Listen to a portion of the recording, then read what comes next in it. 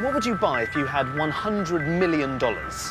Palazzo in Venice, maybe, or perhaps a fleet of private jets or a personal submarine? Or would you plough it all into a single painting? Some of the richest people in the world have done just that. Nick, your bidder at $95 million. What makes the super rich splash out so much money on art? Is it love, rivalry, or just big business? I want to find out more about this infamously secretive art world and the multi-millionaires who populate it. You've got your grubby hands on my beautiful wall. I do apologise. I'm searching for the most expensive paintings in the world to uncover the stories behind their record-breaking prices. Fair warning. Going.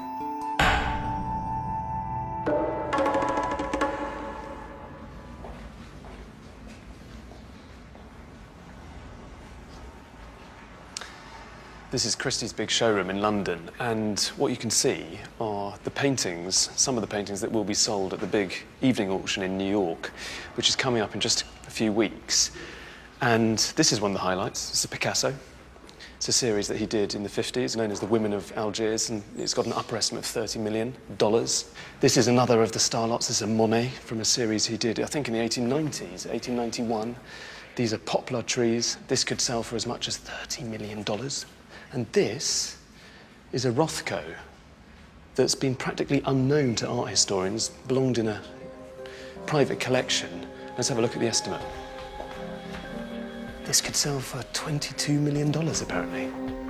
$22 million? $30 million? That sounds like an awful lot of money for a painting. Well, it's not. It's a bargain compared to the eye-watering amounts paid for the top 10 paintings sold at auction. When you think about it, art is a little bit like magic, because just with the wave of a brush, something that has no practical purpose whatsoever, just a worthless scrap of canvas covered with inexpensive pigment, can become this priceless object that's desired by many of the wealthiest and most powerful people anywhere on the planet. Abracadabra. But how exactly is it done? Just what is the link between art and money? My story starts here in New York, where the American abstract painter Mark Rothko dominated the art world in the 50s and 60s. And it's perhaps a surprise to those who find abstract art hard to take that one of his paintings is number 10 on my list. To find out why, I've come to a billionaire's skyscraper. This is Rothko's White Center, and it would cost you more than $72 million. $72,840,000 to be precise. And that put it at number 10 in our list of the most expensive paintings in the world. Going up.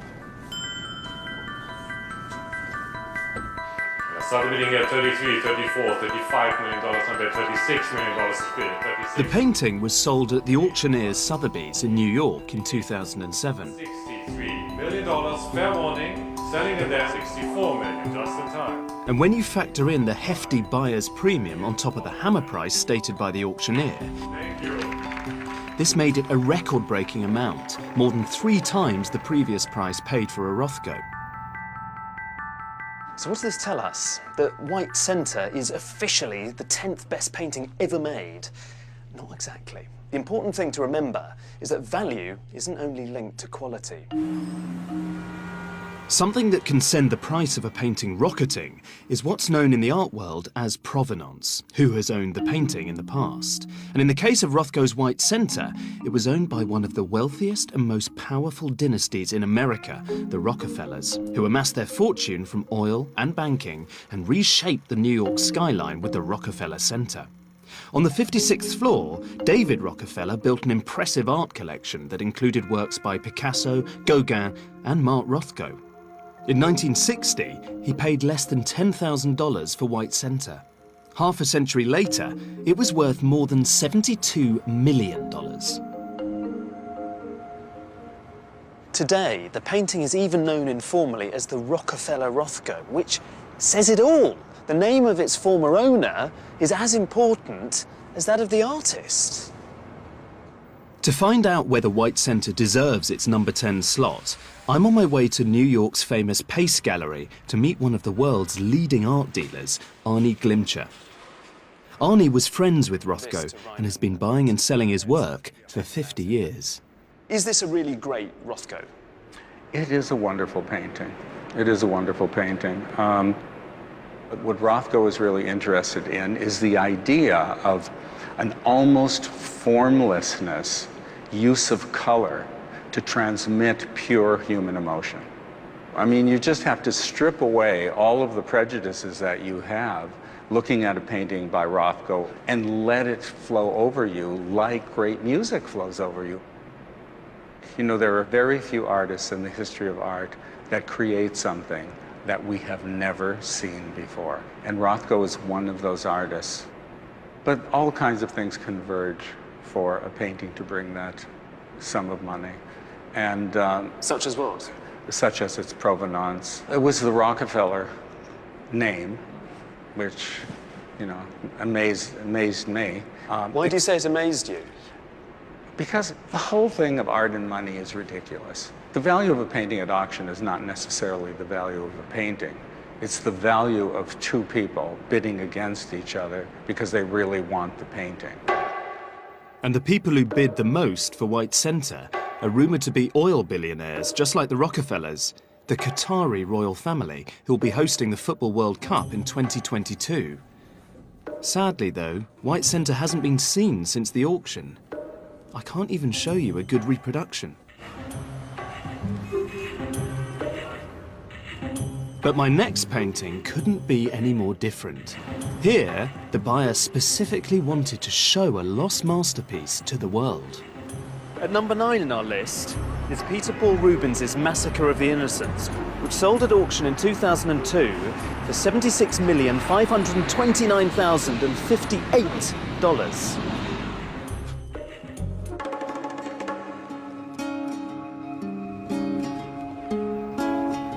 The Flemish painter Peter Paul Rubens is considered one of the greatest artists of all time, so perhaps it's unsurprising that an old master makes it onto my list. Actually, it's rare for such a good quality painting to come to auction. Nearly all the finest old masters are now in museums, and they're highly unlikely to ever reach the market again.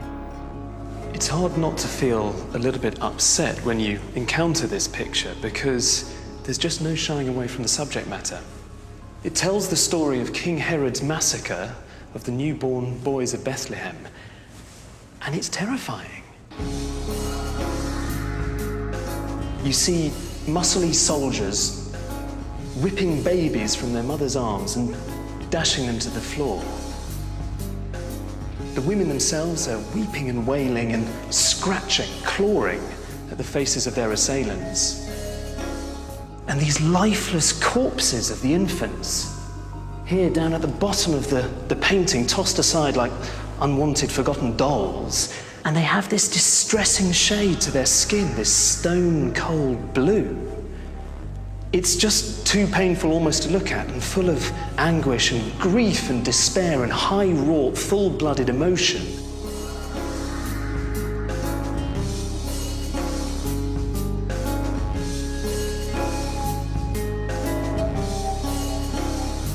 To be able to do that, to transform something so horrendous and so complex into a coherent piece of beauty is just astounding.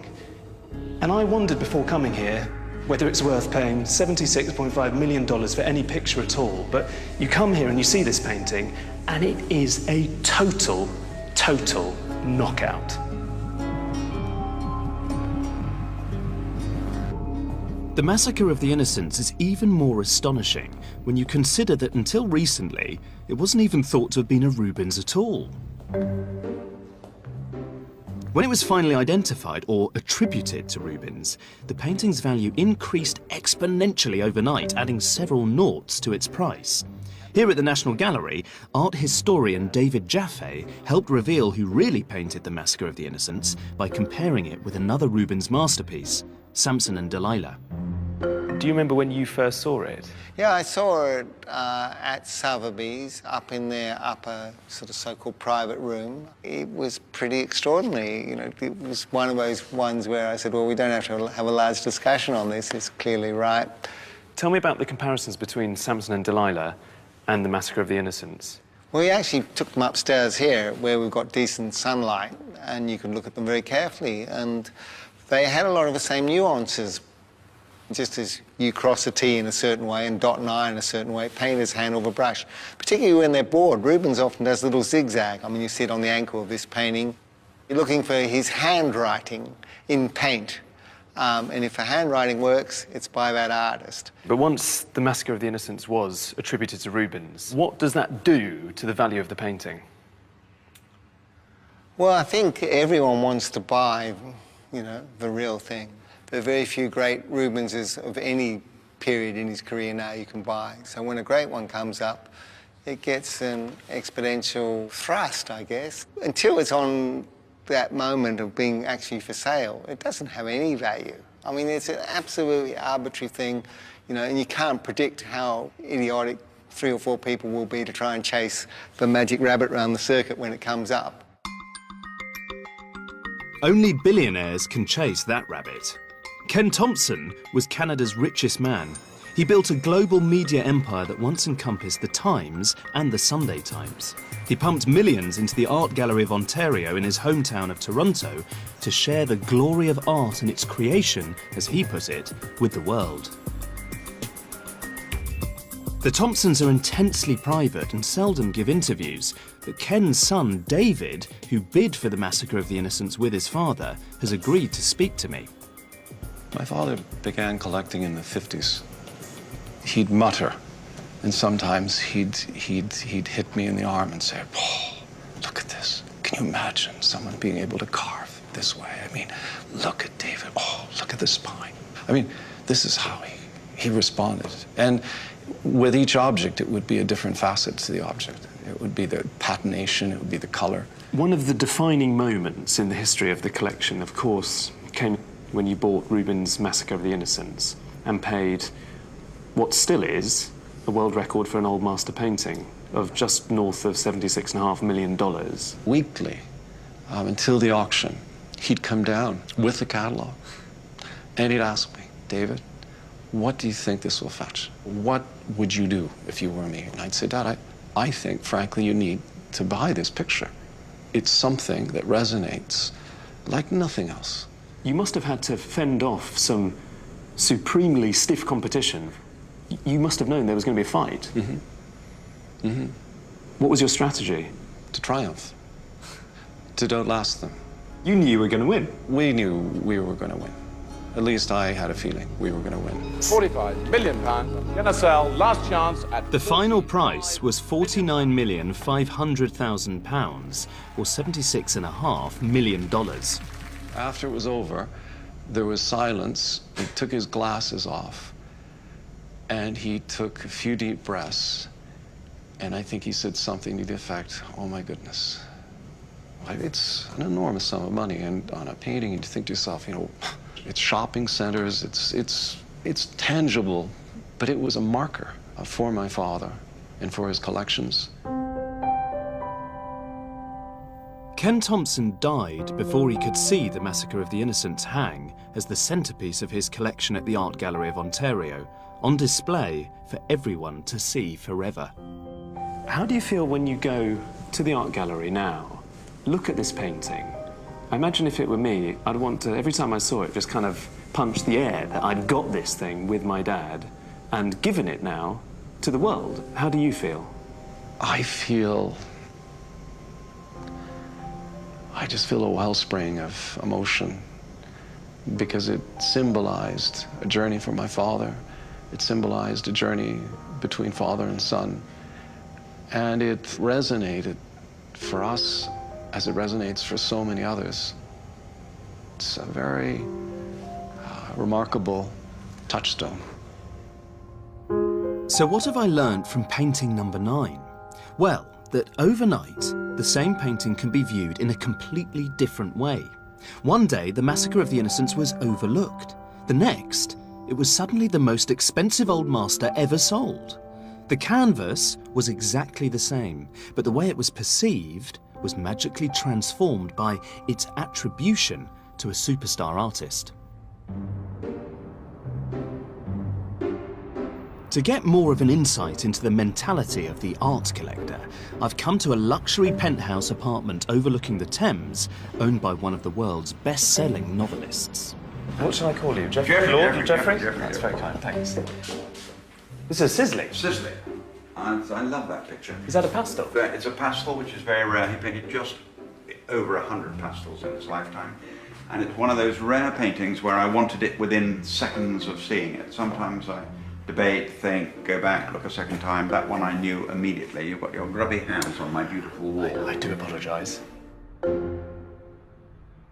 Geoffrey Archer is currently 583rd in Britain's rich list. He's had a colourful career.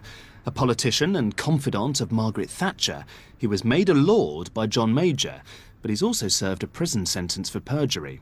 But it's his novels that have allowed him to pursue his passion for collecting art.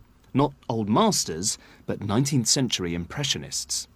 Now here you will see one of my philosophies on collecting.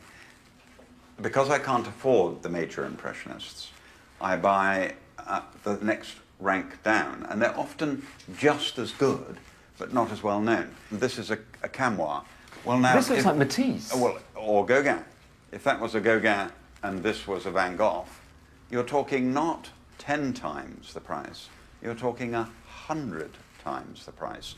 I suppose, let's get rid of your coat. Oh, thanks. I suppose the big thing about the main room is... The view? Exactly. Which do you prefer, your paintings or the view? Oh, no, it's amazing, because when people come here, they immediately say the view. It is hard not just to stand here like this, yes, which is a shame for the collection. Frankly, what most people do. They walk in, they see the view, they forget the pictures completely. I can't help noticing, you talked about having second-rank artists in the corridor in terms of the Impressionists, but here is Andy Warhol. Well, is he first-rate? I don't think so. Do you not? I think he's very expensive now, but I don't think he's a great artist. No, I don't. I do like this. It's not dissimilar, the hairstyle between Marilyn and Margaret Thatcher beneath. Yes, they were both powerful women. So how much do you think this would be worth I now? have no idea. Don't be so vulgar. You called me the vulgarian. Vulgar question. Does the money for buying art come from... This is a golden book.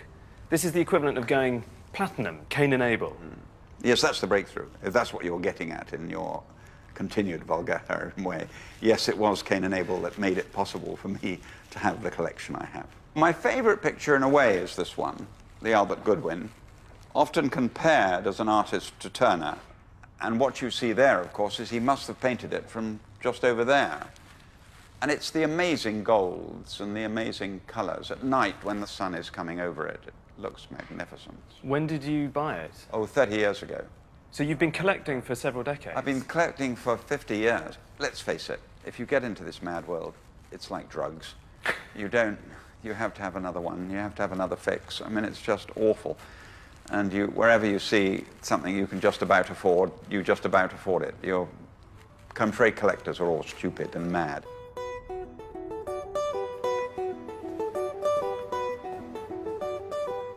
And collectors really go mad for the artist at number 7 in our top 10, and I'll explain why we've jumped to 7 in a moment.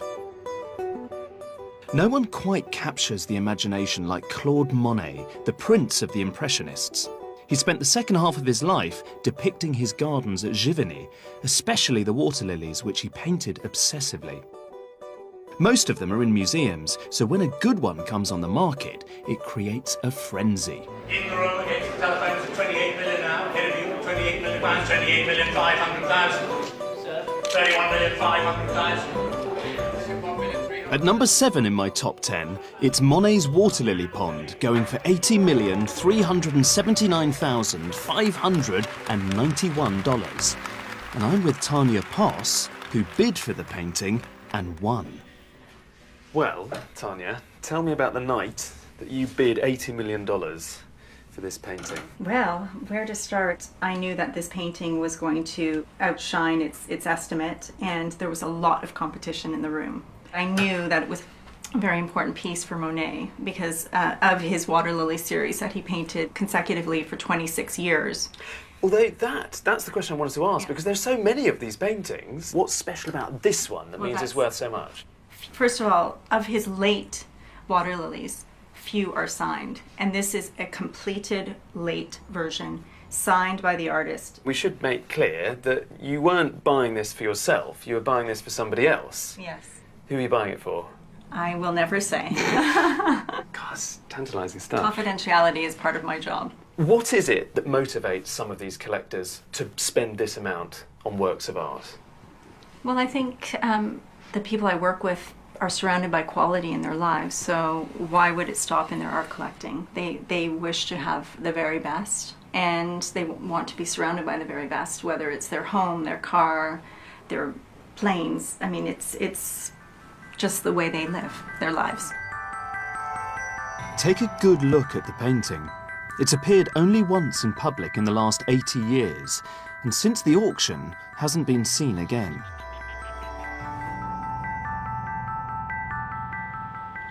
And this brings me to the story of the shocking disappearance of the next two paintings in our top 10. The most popular postcard sold by the National Gallery is this one. It's a reproduction of a still life of a vase of sunflowers painted by Vincent van Gogh in 1888. You can see that, in reality, it's much more luminous and radiant. This is one of the most famous paintings in the world, and if it ever came onto the market, it would sell for an insane amount of money. But it won't. But when the highest achievements by some of our greatest artists do appear at auction, then the art market can be influenced by much more than simply love of the painting. That's exactly what happened in the heady days just before the stock market crash of 1990, when two paintings sold within days of each other, Vincent van Gogh's portrait of Dr. Gachet at Christie's and Au Moulin de la Galette by Pierre-Auguste Renoir at Sotheby's. Number 8 and number 6 in my top 10, purchased in a mad 2-day spending spree by the same collector. In the late 80s, buying art had become a muscular, masculine pursuit. Buying the best was like big game hunting, only to be attempted by the bravest with the deepest pockets. It was a rampaging bull market, and prices were being forced up by the new kids on the art block. The Japanese.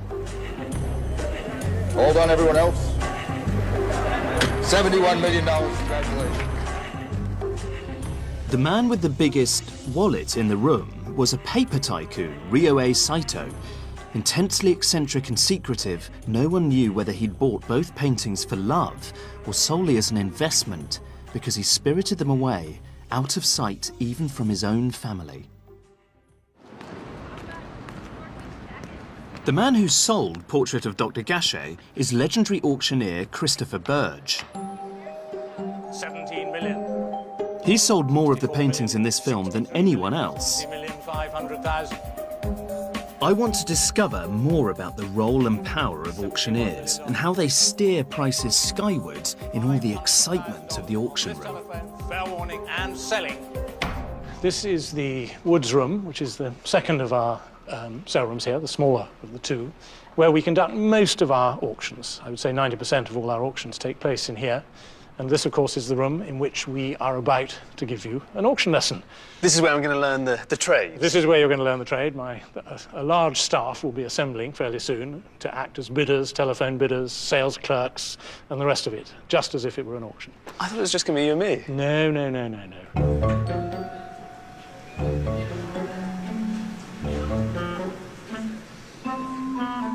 Let's begin with lot 327, a sculpture by Rodin. Do I have any bids at 24,000 in the room? Do I have 28? Thank you, madam. $28,000. No, 30. $30,000. Thank you even more. I tend for months before these big sales to have anxiety dreams about the auctions. Do you still get nervous? Oh, God, terrified. More so, actually, the more I do it, the more nervous I get. Do I have $150,000 in the room? Someone? Anyone in the room? Anyone at all? I'm not getting much love from the room. Art dealers, collectors, hangers-on, most of them, frankly, would love to see something go wrong. It's quite gladiatorial, the whole thing. You get the feeling that the thumbs are sort of like this and will very quickly go like that if the auctioneer makes a hideous mistake. Would you like to pay $55,000? It's against you, sir, $55,000. I know your habits. I can sometimes get that extra bid. $55,000? Just 1,000. Once you get into the swing of the auction, it's easy to lose sight of the numbers and the reality of the sums at stake. Sold to this madam, this lady over here, $58,000. But as Burge concedes, occasionally prices in the auction room are not just about the paintings. Doesn't it happen in auctions that sometimes prices go so high that people afterwards applaud? Only once was there ever sustained applause for a lot that I sold, and that was for the Van Gogh portrait of Dr. Gachet. When it was sold, and I hammered it down at $82.5 million, which was then the world record price for any work of art, there was sustained applause. People leapt to their feet, they cheered and yelled.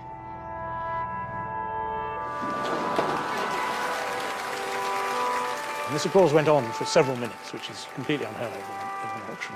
The reason everybody applauded, I believe, is because we had a very serious financial situation developing in 1990. All sorts of things were collapsing, and the Japanese buyers, who'd been the mainstay of the market, were beginning to get nervous and were pulling out, and everybody was convinced that the market was going to tumble. And that lot, for a moment, stayed the collapse, as it were. And I think what everybody was applauding, they were applauding out of relief that they had saved their money. And you know, my feeling was one of, I have to admit it, really great distaste. It was extremely uncomfortable. I almost felt like just walking off while this applause was going on and just going off stage and not returning. They weren't applauding for Van Gogh, they weren't applauding for the work of art, they were applauding for money. Whatever Saito's motives were for buying the Van Gogh and the Renoir, he faced financial ruin soon afterwards. Extraordinarily, he threatened to burn the paintings rather than sell them. In 1996, he died, and the paintings haven't been seen since. Some genuinely believe he carried out his threat to reduce them to ashes. Others think they were secretly sold to pay his debts. Either way, they've passed into art world mythology. Just imagine the prices they'd achieve if they ever appeared again. Number 5 in our top 10 is by a painter known for his brutal, difficult work. And it brings me to London's Chelsea, where millionaires live behind metal gates and brick walls. So many millionaires, in fact, that it's easy to get the wrong house. Yeah, there they are. Francis Bacon, that's right. These are not genuine, sadly. Mr. Jagger, are they? Mr. Abramovich owns them. Well, would you believe it? We've got the wrong house. I'm going to have to take them. Can you show me? Yeah. Well, that's where the garden is, there. This one. So I should be putting these copies along here. Yeah.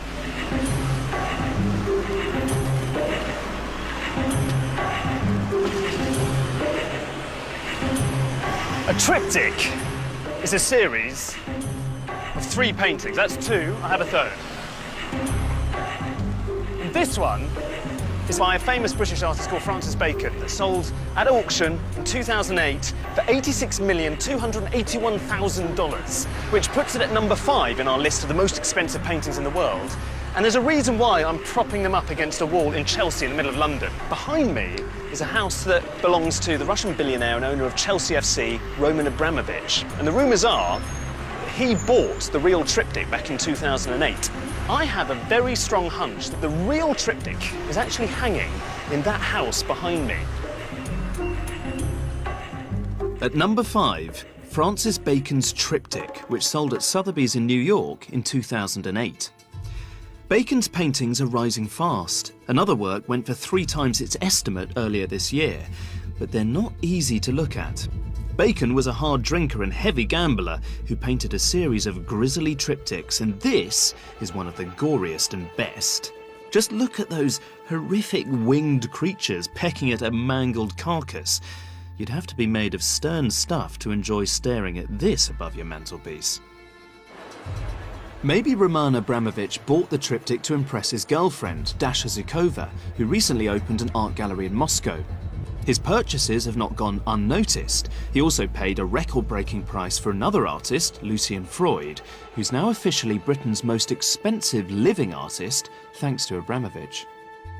Roman Abramovich is notoriously shy and declined my request to have a look at his mantelpiece and stare at his bacon. I have tracked down the daughter of another oligarch, though, Maria Bybakova, herself a collector, to find out why Abramovich and the oligarchs are descending on the art market. During communism, we actually couldn't go out and buy a painting. We couldn't aggregate funds. We didn't have bank accounts. So all of a sudden in the 90s, we have capitalism coming in. We are able to own private property. And after the affluent Russians, buy their first homes, let's say in their first cars, then they move on to, let's say, the luxury sector and art collecting. Obviously, the most famous oligarch within Britain is Roman Abramovich. Is he exceptional in terms of what he buys? We are only aware publicly of 2 works of art that Roman Abramovich has purchased. Which are? Which are the Lucian Freud and Francis Bacon triptych. But at the same time, he's a very substantial collector. And it's not necessarily true that everything that he's buying is at that price tag. Those were exceptional prices, weren't they? Those were exceptional prices. I guess the big question is, did he overpay? Because it's such a large sum. I think the question is, why does it matter? I'd love to get a sense from you of why some of this new breed, if you like, of very wealthy Russians are buying art. Is it because they love it? Is it because they like to show off? Is it because art is a status symbol? If you really think about it, most Russian art collectors are actually very private. You actually don't really know who they are. You don't really know what they own. So... Do you know who they are and what they own? Well, a lot of them are my friends. So, yes, but they're extremely private. So therefore, the whole idea of buying art as a status symbol falls apart right there, because presumably if you're buying art for status, you would want people to know that you bought this or that. OK, oligarchs may not do it for global recognition, but it could be for approval among their peers, and Maria Bybakova would seem to be proof of that. So far, the collectors of my top 10 paintings have bought art for love, for prestige, for investment, and as the ultimate luxury item. But the painting at number 4 has meaning for its buyer that goes beyond its monetary or even artistic value. Adele Bloch-Bauer II, painted by the Viennese artist Gustav Klimt in 1912, came onto the market in spectacular fashion in 2006. The Bloch-Bauers were wealthy Austrian Jews who, along with so many others, had their possessions stolen by the Nazis. Portrait of Adele Bloch-Bauer II. $25 million starts it at $25 million. $28 million. After years of legal wrangling, the painting was restored to its rightful owner, a descendant of the family living in California, who then decided to sell it. This is known as restitution art. Guy, your bidder at $78 million. With the buyer's premium, this made Adele Bloch-Bauer II the 4th most expensive painting in the world. Ronald S. Lauder, who's himself Jewish and inherited the Estee Lauder cosmetics empire, is rumoured to have bought the painting, but he's being coy about its whereabouts. However, he has allowed me into his gallery on New York's exclusive Fifth Avenue to see another of his paintings, which is on public view, and I've heard that this one cost him even more money. Here, at the Noy Gallery in New York, there's another similar work. It's by the same artist, Klimt.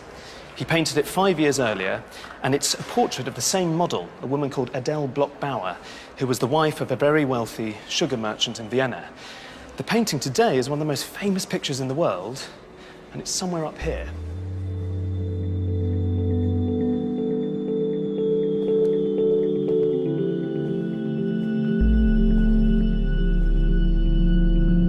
I've seen this a lot in reproduction. I've never seen it for real until today. And you can't help but be amazed by this gilded, bejeweled surface. This is a very lush, sensuous work. It's so civilized. And of course, it isn't just lush and refined. It is partly made of precious metals. It's got silver and gold there going on in the canvas as well as paint, so that the whole image screams money. I think that's the thing that I find quite difficult about this painting in particular. I just can't get past this idea that ultimately it's a portrait about infatuation. Not just infatuation with a beautiful woman, infatuation with high society. The owner of this painting, the heir to a cosmetics fortune, paid the notorious price, reportedly, of $135 million for this painting alone in a private transaction, which, however you spin it, is a staggering sum. He calls it our Mona Lisa, I think referring to the gallery. He could be referring more widely to the fact that here it is, presented as a triumph of sorts over the atrocities that were perpetrated by the Nazis. As beautiful as it is, I think part of the reason he paid so much is because the history of this painting is bound up with a much bigger story, the history of the Jewish people during the 20th century. It's not in the top 10 only because the amount Lauder paid cannot be verified. Much of the art sold never makes it to public auction. The money changing hands remains secret. But if $135 million is correct, does this make Klimt one of the greatest artists in the world, on a par with Rubens, Monet and Van Gogh? Well, I don't think so, but perhaps for Ronald Lauder, his purchases represent a form of cultural justice, and for him, justice comes at any price.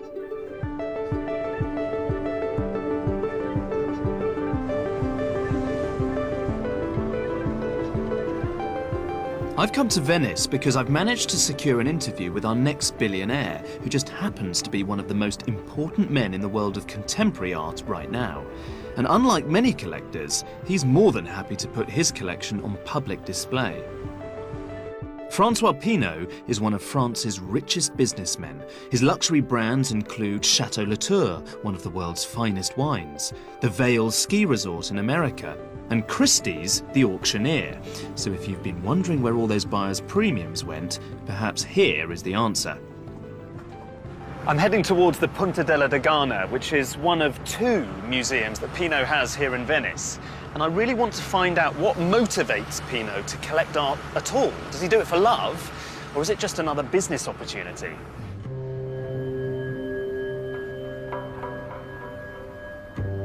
Pinault is amassing a blue-chip collection of contemporary art. This is Jeff Koons's Hanging Heart. I don't know what Pinault paid for it, but another almost identical work sold for $23 million in 2007. What is the secret of building a great collection? To be passionate and to try to discover, to be very curious, to be passionate. It's art and passion, I think. To be a great collector, do you need to take risks? Absolutely, yes. I don't know if in 50 years the artist will be... It's not the issue. It's not the issue? You buy, you take your own risk after that. It's for history to tell? Yeah, absolutely. The piece in here, the Maurizio Catalan horse, It's a good piece, like a joke, but it's not only a joke, it's a message. It goes in the wall. There's a risk to go to, for you and for me to go on the wall, no? To go through a brick wall? Yeah, absolutely. Yeah, sure. Very different. And what do you think about, I mean, the bad side of the market is that prices are so expensive now. You know, you spend, I don't know, $70 million Very for sad, Rubens. but what can we do? Very sad, yes, very sad. Why do you think it's sad?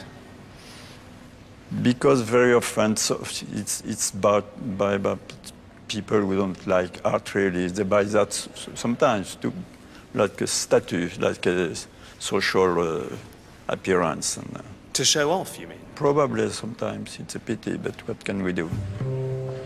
The risk of Francois Pinault frittering away his millions on art that might simply be forgotten is great. But the potential reward of being remembered as an eagle-eyed patron of the Monets and Rothkos of tomorrow is even greater. Of course, Pinault can afford to take such a risk.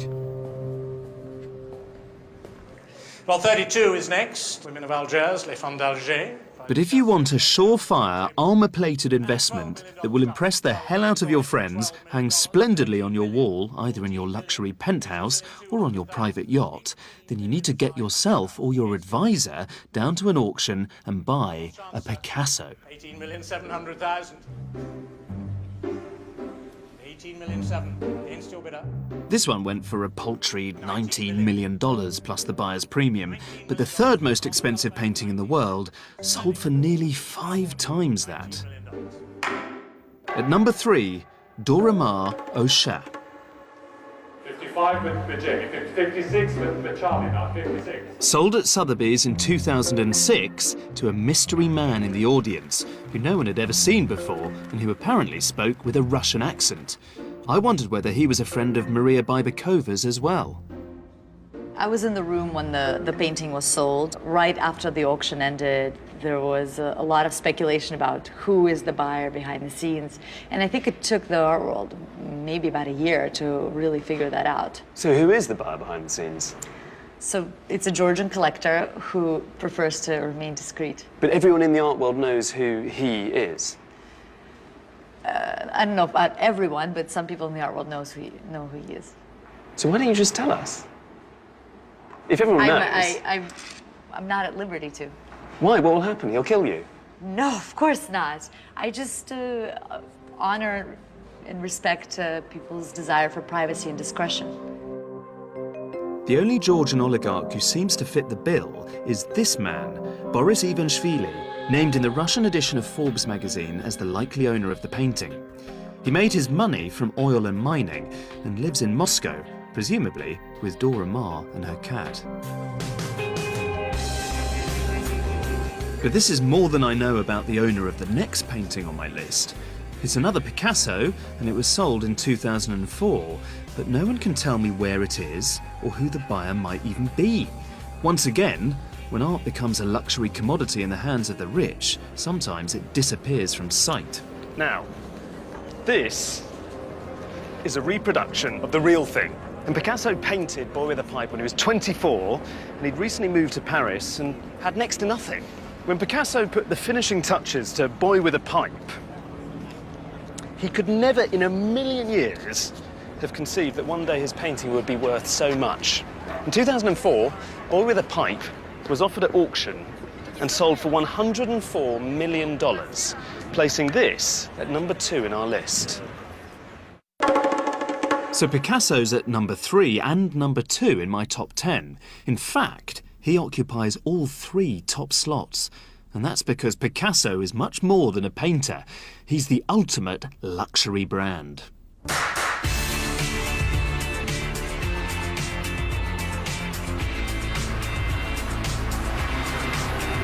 And nowhere is this more evident than in Las Vegas. Sin City is the last place you'd come looking for fine art, you might think. But actually, a lot of the people who built Vegas covet works of art by Pablo Picasso. And if you think about it, it's a match made in heaven, because Vegas is the most extravagant monument to money imaginable. And Picasso, well, he's famous for being the most expensive artist in the world.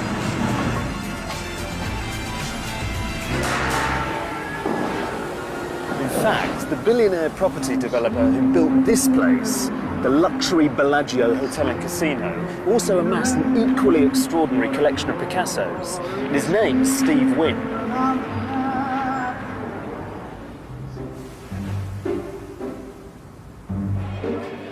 Walk through the heart of the casino, and in among the slot machines and gaming tables, you'll find an art gallery and a Picasso fine dining experience.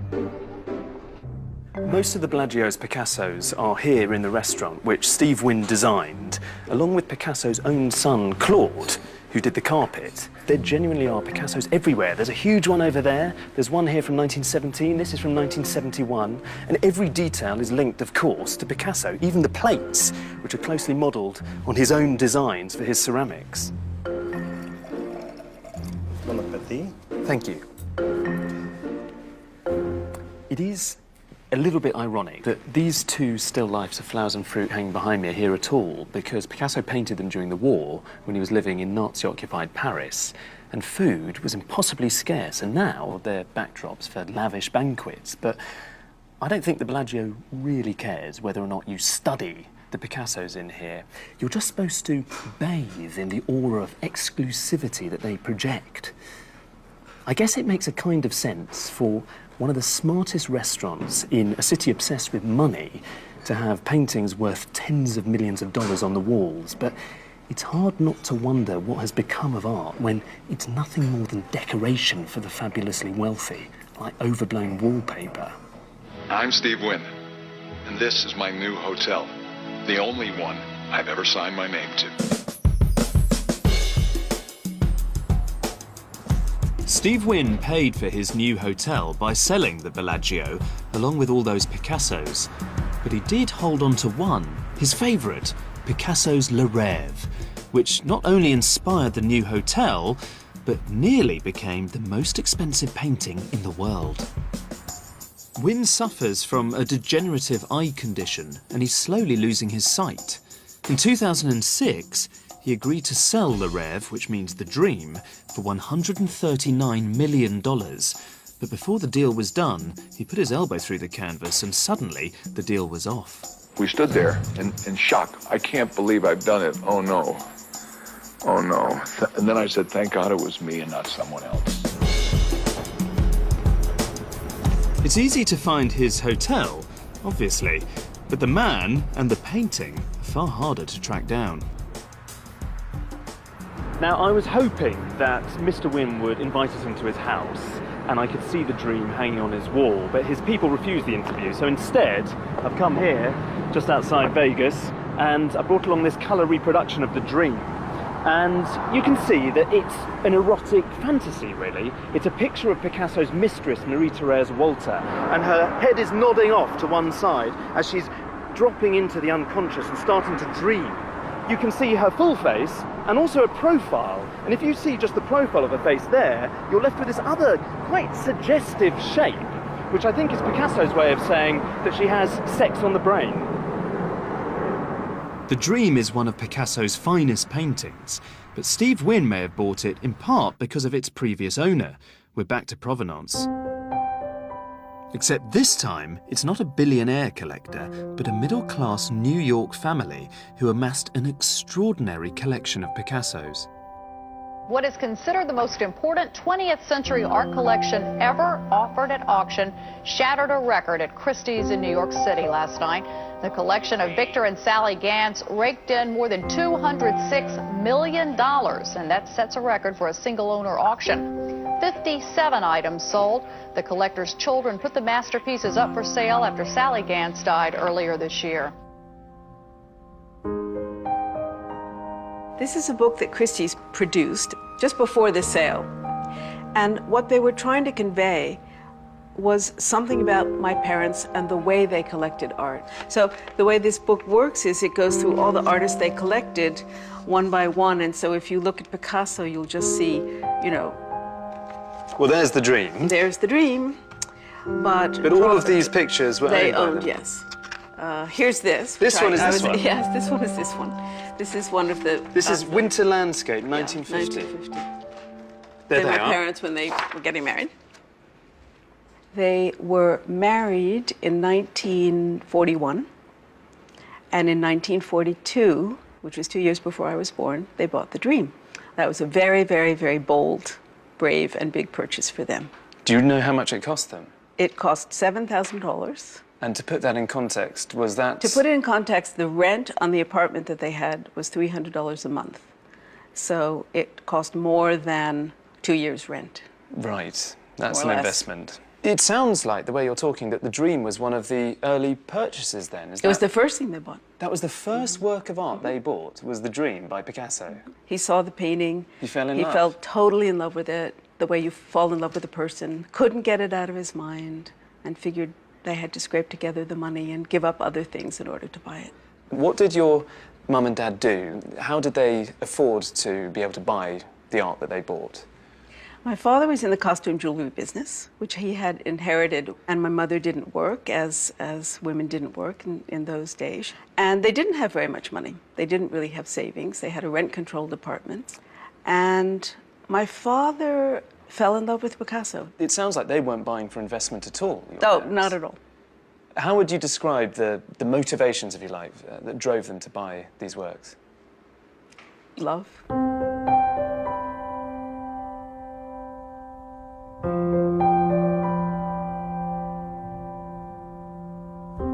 did you feel when it came to the sales? Very sad. First of all, right after my mother died, she died second, we were inundated with people you can imagine. I mean, teams of people from Sotheby's and Christie's, and literally people from England and from Japan, and people from all over sort of descending on the house. And that was a fairly uncomfortable situation. That's shameless, though. Well, that's what they do. That's their job. Does this happen all the time? Is this how it works? Of course. Believe me, they have, now it's all computerized, but they have on their computer, you know, the 50 most important collectors in the world, and where their works of art are, and where they live, and how old they are, and when they're about to die, and who's going to inherit what. They know all this. It's a death watch. They, as my mother used to say, the vultures are circling. Oh, the sale room is such a morbid place. It's about death and divorce. I mean, was it a necessity in the sense that there were a number of kind of things like presumably taxes, death duties and so on? There was a number of one big fat thing called tax. In America at that time, the taxes were about 55%, so. So that means if you'd retained a painting like The Dream, you would have had to pay 55 or 60% to the taxman of its value, as perceived by the auction house at the time, is that right? How did you feel when you subsequently learnt that The Dream ended up in the possession of Steve Wynn, who, by all accounts, is a very different man to the man that your father was? Steve Wynn, I've met him, he's a very nice man. I'm sorry that he put his elbow through the painting.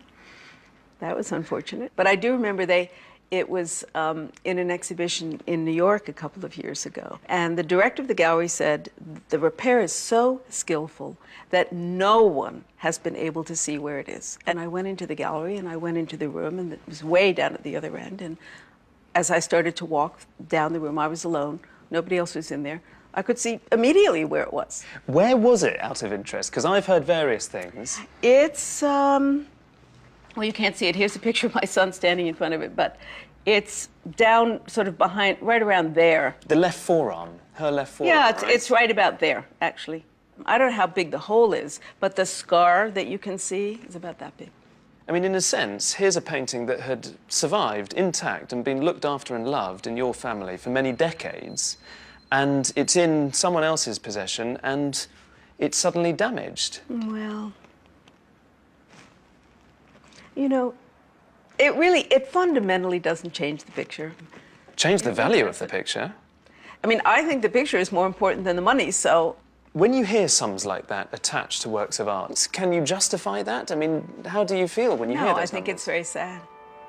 I mean, when you think what else you could do with that money in this world now, I think it's ridiculous. When you say, well, how much money is it worth, then it's not about the art anymore. Certainly the prices paid for our top 10 paintings are not just about the art. They reflect provenance and attribution, buying for investment and buying to make a grand statement. Only very occasionally are they all about love. So 58 million, 59 million, at 59, 60 million, 61 million, 67 In May million, 2010, another Picasso came onto the market. 69 million, 72 million, 73 million. And this painting became the most expensive work of art ever sold at auction. 6 million new bidder. Get 88 million now. I was thrilled to be involved with it. It hadn't been seen for 50 years, so most Picasso scholars today had not seen the picture, didn't know what it looked like. So it was in that respect thrilling. $95 million. It's an incredibly complex and beautiful work of art. And selling at $95 million. At number 1 in our top 10, it's Nude, Green Leaves and Bust, with the buyer's premium taking it way past the $100 million mark to $106,482,500. So who can afford to pay such a colossal amount of money for a painting? I have heard a rumour that the most expensive painting ever sold at auction, Nude, Green Leaves and Bust by Picasso, was bought by a Russian. Is that something that you know about? As far as I understand, it was bought by a Georgian. But I can't say anything else. Whoever has bought it has also done something rather rare. They've agreed to lend it to Tate Modern in London for 2 years. The price it achieved gives it an aura. Maybe when people look at it now, all they see are pound signs. But actually, it really is quite a phenomenal work. It might not be the best painting in the world, but it's strong, self-confident, and sophisticated. It belongs to the same sequence of paintings as The Dream, the one that Steve Wynn poked his elbow through. And like that canvas, its subject is the artist's blonde, voluptuous mistress. Picasso was 50 when he painted this, and Marie-Thérèse was only 22. And they'd met 5 years earlier when Picasso stopped Marie-Thérèse, who was 17 at the time, in the street outside a department store in Paris and said, "I am Picasso. I'd like to do a portrait of you, and I feel we're going to do great things together." And by Marie-Thérèse's own admission, they were sleeping together within a week. And looking at this picture, you can tell that Picasso fell head over heels, because if anything, Nude, Green Leaves and Bust is the most lavish picture about the rapturous dividends of a midlife crisis. This is about sexual fulfillment. It's about illicit sensual bliss. Marie-Thérèse's flesh here, which is this radiant lilac, such a contrast to the predominantly dark blue background, is so pliant and soft and spherical, just like the fiery orange-red fruit in the bottom left-hand corner, as though she's something to be consumed, like a big puffy pink marshmallow. But there is one detail about this painting that I find ever so slightly sinister. If you look very carefully, in between the plaster bust and the plant, you can just make out a very dark, shadowy profile that's a self-portrait, as though the artist himself is part of that blue curtain, watching over his lover, guarding her, enveloping her. And Picasso supposedly said, "For me, there are only two types of women, goddesses and doormats." But I think that here, Marie-Thérèse is both. She's a resplendent fertility goddess, if you like, but at the same time, she's positioned quite submissively beneath both the artist and the viewer, and she's restrained by these two dark straps of shadow that have this slight hint of bondage. If you follow their lines, form two enormous P's, one there and one inverted here, as though the artist is branding both the image and her body with his own initials, PP, for Pablo Picasso. When the owner looks at this painting, what do you think he sees? A love letter to a woman, perhaps, or a reflection of his own sexual prowess and extraordinary wealth? What you can say for certain is that, thankfully, here in a museum, a Picasso can be a work of art first and a luxury object second, and that can only be a good thing. But if I were you, I'd take a good long look at this painting while you can, because there's no guarantee that its anonymous owner will keep it on public view indefinitely. It seems so unfair that our access to some of the world's greatest works of art depends upon the whims of the super rich. Sadly, we can't enjoy some of the most precious paintings in the world because so many of them are hidden away in private vaults by the millionaires and billionaires that own them. But there are still thousands of paintings owned by us, all of us, the nation. And to find out more about paintings that you can see for free near you, visit bbc.co.uk/yourpaintings.